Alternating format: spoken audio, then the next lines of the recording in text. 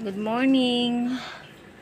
Akala ko tao lang ang nagugutom. Yung pala, mayroon pang iba. Oh. Nung umalis ako dito, maganda pa to eh. Tapos ngayon, after 1 week, ito na lang oh. Kukunti na lang yung dahon. Pawala na oh. Inubos na ng mga bisita. Kawawa naman sila.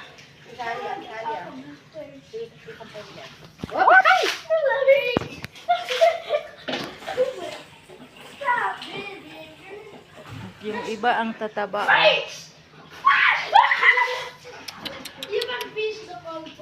Oh, ito maganda oh.